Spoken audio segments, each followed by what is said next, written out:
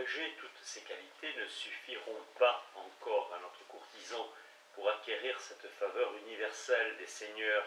gentilshommes et dames, s'il n'a pas en même temps des manières gentilles et aimables dans la conversation quotidienne. Et je crois véritablement qu'il est difficile de donner aucune règle à ce sujet, à cause des choses infinies et diverses qui surviennent dans la conversation, vu que parmi tous les hommes du monde, il ne s'en trouve pas deux qui soient d'esprit entièrement semblables. Et pour cette raison, il faut que celui qui doit s'accommoder à converser avec tant de gens se fasse guider par son propre jugement et connaissant les différences des uns et des autres, qui changent tous les jours de style et de manière selon la nature de ceux avec lesquels il s'entretient. Quant à moi, touchant cela, je ne saurais lui donner d'autres règles que celles que j'ai déjà données, que le seigneur Morello a apprises dès son enfance en se confessant. À cet endroit, Madame Emilia se mit à rire et dit « Vous fuyez trop la peine, messire Federico, mais vous ne gagnerez rien, car vous avez quand même à parler jusqu'à l'heure d'aller se coucher. » « Et si je n'avais rien à dire, madame, répondit messire Federico, on verra ici votre esprit, dit madame Emilia, et il est vrai que, comme j'ai entendu le dire, il s'est trouvé un homme si ingénieux et éloquent qu'il n'a pas manqué de matière pour composer un livre à la louange d'une mouche, un autre à la louange de la fièvre, Carte, un autre à la louange de la calvitie. Cela ne vous encourage-t-il pas, vous aussi, à savoir trouver quoi dire pour un soir sur la courtisanerie? Nous en avons déjà tellement parlé, répondit messire Federico, que l'on aurait bien pu en faire 2 livres, mais puisqu'aucune excuse n'est valable, je parlerai jusqu'à ce qu'il vous paraisse que j'ai satisfait, sinon à mon devoir, à tout le moins à mon pouvoir. J'estime que la conversation à laquelle le courtisan doit principalement appliquer tous les soins pour la rendre agréable doit être celle qu'il aura avec son prince, et bien que ce nom de conversation entraîne une certaine égalité, qui semble pas pouvoir exister entre le seigneur et le serviteur, néanmoins nous l'appellerons ainsi pour le présent. Je veux donc que le courtisan, étant admis qu'il a fait ce qu'il a fait tous les jours connaître à chacun qu'il est de la valeur, que nous avons déjà dite, s'adonne de toute sa pensée et de toutes les forces de son âme à aimer et quasi adorer le prince qu'il sert avant toute autre chose, et qu'il applique toutes ses volontés, ses coutumes et manières de faire à lui complaire. À cet endroit, Pietro de Napoli, ne pouvant plus attendre, dit « On trouvera aujourd'hui beaucoup de ces courtisans, parce qu'il me semble qu'en peu de mots, vous nous avez dépeint un joli flatteur. » « Vous vous trompez grandement, répondit messire Federico, parce que les flatteurs n'aiment pas les seigneurs ni les amis, ce que je veux que fasse principalement notre courtisan, et complaire et obéir aux volontés de celui que l'on sert peut se faire sans flatterie, parce que j'entends parler des volontés qui sont raisonnables et honnêtes, ou bien de celles qui en soi ne sont ni bonnes ni mauvaises, comme de jouer, de s'adonner davantage à un exercice qu'à un autre. Et je veux que le courtisan s'accommode à cela, même si son naturel y est contraire, de manière que toutes les fois que le Seigneur le verra, il pense qu'il a à lui parler d'une chose qui lui sera agréable d'entendre, ce qui adviendra si le courtisan a un bon jugement qui lui permette de connaître ce qui plaît au prince, et l'esprit et la sagesse nécessaires pour savoir s'accommoder à lui, avec la volonté délibérée de lui rendre plaisant ce qui d'aventure lui déplairait naturellement. S'il a cette précaution, il ne sera jamais devant le prince de mauvaise humeur, ni mélancolique, ni taciturne, comme le sont beaucoup qui semblent avoir une querelle avec leur maître, ce qui est chose véritablement odieuse. Il ne sera point médisant, spécialement à l'endroit de ses seigneurs. Cela advient souvent, car il semble que dans les cours, il y ait une calamité qui fait que toujours ceux qui ont reçu le plus de bienfaits des seigneurs et qui d'une très basse situation sont montés très haut, se plaignent sans cesse et disent du mal de ceux-ci, ce qui n'est pas convenable, non seulement à ces gens-là, mais même à ceux qui auraient été maltraités. Notre courtisan n'usera point de sotte présomption, il ne sera point rapporteur de nouvelles fâcheuses, il ne sera point mal avisé au point de dire parfois des paroles qui offensent, alors que son intention est de complaire. Il ne sera point opiniâtre ni querelleur, comme certains qui semblent n'avoir d'autre plaisir que d'être ennuyeux et fâcheux comme des mouches, et font profession de contredire chacun par malveillance, sans aucun respect. Il ne sera point bavard, vaniteux, menteur, il ne se vantera point, il ne sera point flatteur, inepte, mais modeste et plein de retenue, usant toujours et surtout en public de la révérence et du respect qui sont convenables au serviteur envers son Seigneur. Et il ne fera pas comme beaucoup qui, venant à rencontrer quelque grand prince, s'ils lui ont parlé seulement une fois, vont vers lui avec un visage riant et amical, tout comme s'ils voulaient caresser quelqu'un qui fût leur égal, ou faire une faveur à un inférieur. Il ne demandera que très rarement, ou quasi jamais, quelque chose pour lui-même à son Seigneur, pour éviter que le Seigneur, n'osant pas la lui refuser, ne la lui donne à contre-cœur, ce qui est bien pire. Et quand il demandera pour autrui, il choisira sagement le moment opportun et demandera des choses honnêtes et raisonnables. Il disposera si bien sa requête en retranchant de celle-ci les parties qu'il saura pouvoir déplaire et en aplanissant avec dextérité les difficultés, que le Seigneur l'accordera toujours. Et s'il la rejette, il ne croira pas avoir offensé celui auquel il n'aura pas voulu complaire. Car souvent les seigneurs, après qu'ils ont refusé une faveur à quelqu'un qui l'a demandé avec une grande insistance, pensent que celui qui l'a demandé, au risque d'être importun, avait un grand désir de l'obtenir et que, n'y étant pas parvenu, il doit vouloir du mal à celui qui la lui a refusé.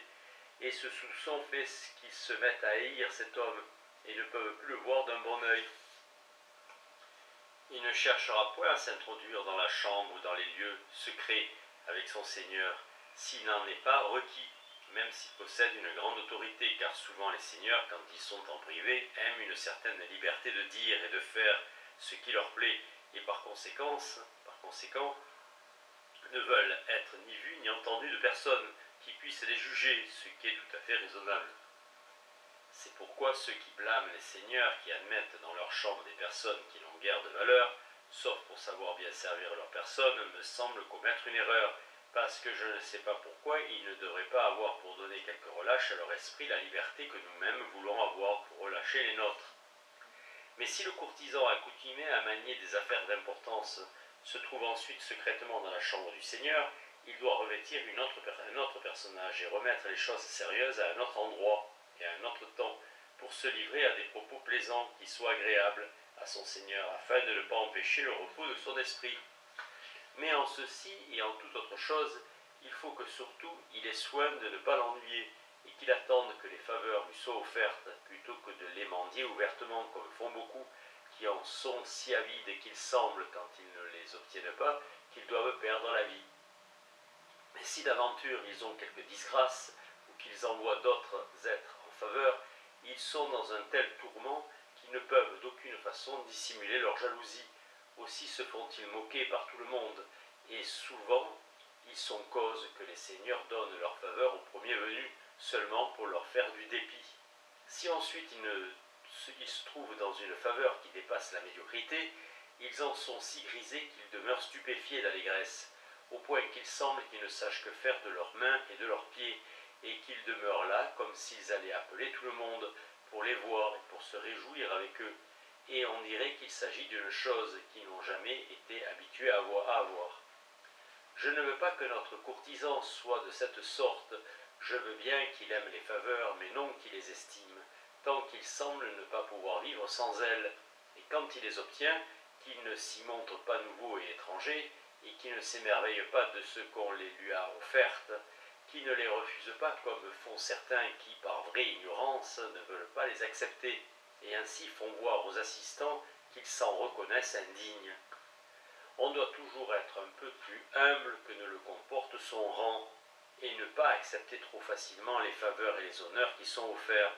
mais les refuser avec modestie, montrant qu'on les estime très forts, de telle manière néanmoins qu'on donne l'occasion à celui qui les offre de les offrir encore plus instamment. Car plus on résiste de cette façon pour accepter les faveurs, plus il semble au prince qui les donne qu'on l'estime beaucoup, et que la faveur qu'il fait est d'autant plus grande qu'il voit celui qui la reçoit l'apprécier davantage et s'en tenir plus honoré. Voilà donc les vraies et solides faveurs, qui font que quelqu'un est estimé par ceux qui le voient de dehors, car n'ayant pas été mendiées, chacun présume qu'elles proviennent de la vraie vertu, et d'autant plus qu'elles sont accompagnées de modestie. Il me semble, dit alors messire César et Gonzaga, que vous avez dérobé ce passage dans l'Évangile, où il est dit « Quand tu seras invité à des noces, va t'asseoir à la place la plus basse, pour que quand viendra celui qui t'a invité, il te dise « Mon ami, montez plus haut », et ainsi il te fera honneur en présence des invités. » Messire Federico se mit à rire et dit « Ce serait un sacrilège trop grand que de dérober quelque chose à l'Évangile, mais vous êtes plus savant dans l'Écriture sainte que je ne le pensais. » Puis il ajouta « Voyez comme parfois se mettent en grand danger ceux qui, devant un seigneur, se mêlent témérairement à la conversation sans en être requis. Souvent le Seigneur, pour leur faire honte, ne répond point et détourne la tête d'un autre côté, et si d'aventure il leur répond, chacun voit bien qu'il le fait avec ennui. Pour avoir donc la faveur des seigneurs, il n'y a point de meilleur moyen que de la mériter, et il ne faut pas qu'en voyant quelqu'un plaire au prince, pour une raison quelconque, on ait l'espoir de pouvoir y parvenir également, en l'imitant, car toute chose ne convient pas à tous, et il se trouvera parfois un homme qui sera par nature si prompt aux facéties que ce qu'il dira suscitera spontanément le rire, et il semblera qu'il soit seulement né à cet effet, et si un autre qui est porté à être grave, même s'il a un très bon esprit, veut se mettre à faire de même, il sera froid et sans grâce, de sorte qu'il sera insupportable à ceux qui l'entendront, et qu'il ressemblera probablement à l'âne, qui, à l'imitation du chien, voulait jouer avec son maître. C'est pourquoi il est nécessaire que chacun se connaisse soi-même, connaisse ses forces, s'y accommode, et qu'il considère ce qu'il doit imiter et ce qu'il ne doit pas imiter. Avant que vous passiez plus avant, dit alors Vincenzo Calmetta, si j'ai bien entendu, il me semble que vous venez de dire que le meilleur moyen qui soit pour acquérir des faveurs est de les mériter, et que le courtisan doit attendre qu'on les lui offre plutôt que de les demander présomptueusement. Je doute grandement que cette règle soit bien à propos, et il me semble que l'expérience nous fait clairement comprendre le contraire, car aujourd'hui, il n'y a guère que les présomptueux qui soient favorisés par les seigneurs. Et je sais que vous en connaissez certains qui, se trouvant peu favorisés par leur prince, se sont rendus agréables à eux seulement par le moyen de la présomption.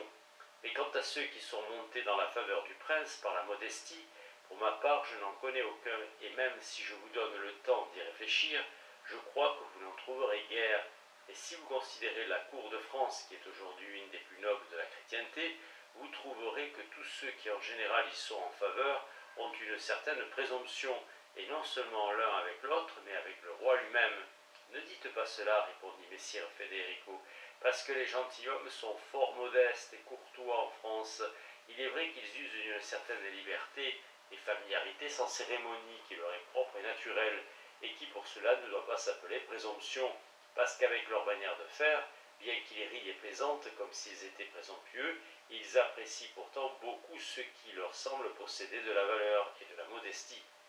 Regardez les Espagnols, répondit Calmetta, qui semblent être les maîtres de la courtisanerie. Combien en trouverez-vous qui ne soient fort présomptueux avec les dames et les seigneurs, et beaucoup plus que les Français, même si de prime abord, ils montrent une très grande modestie, en quoi véritablement ils sont avisés. Parce que, comme je l'ai dit, tous les seigneurs de notre temps favorisent seulement ceux qui ont ces façons d'être. Seigneur Vincenzo, répondit alors messire Federico, je ne veux pas souffrir que vous blâmiez ainsi les seigneurs de notre temps, parce qu'il y en a aussi beaucoup qui aiment la modestie, dont je ne dis pourtant pas qu'à elle seule, elle est suffisante pour qu'un homme soit en faveur. Mais je dis que quand elle est conjointe avec une grande valeur, elle honore beaucoup celui qu'en est pourvu, et si elle se tait sur elle-même, les œuvres louables parlent suffisamment, et elles sont bien plus admirables que si elles étaient accompagnées de présomption et de témérité. Je ne veux pas nier qu'il ne trouve maint espagnol présomptueux, mais je dis que ceux qui sont le plus estimés sont, pour la plupart, très modestes. Il s'en trouve aussi certains autres qui sont si froids qu'ils fuient hors de toute mesure la compagnie des hommes, et qui dépassent le juste milieu, si bien qu'ils se font estimer ou trop timides ou trop orgueilleux. Je ne les loue aucunement, et je ne veux pas que la modestie soit si sèche et aride qu'elle devienne de la rusticité. Mais il faut que le courtisan, quand l'occasion se présente, soit éloquent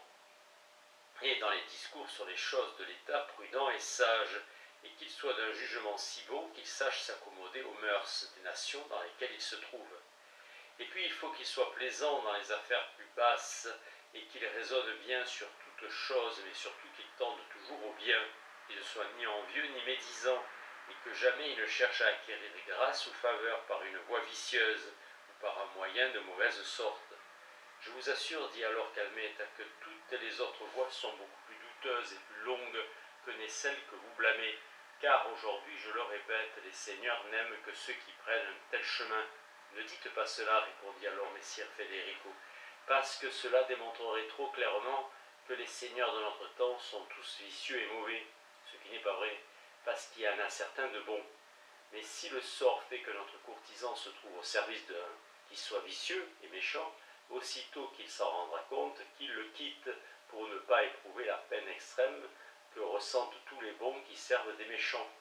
Il faut prier Dieu, répondit Calmette, qui lui donne des bons maîtres, parce qu'on les a, on est forcé de les souffrir tels qu'ils sont, car celui qui est gentilhomme est contraint pour infiniment de raisons, depuis qu'il a commencé à servir un maître, de ne pas le quitter. Mais la disgrâce se trouve au commencement. En ce cas, les courtisans sont dans la condition de ces malheureux oiseaux qui naissent dans une triste vallée.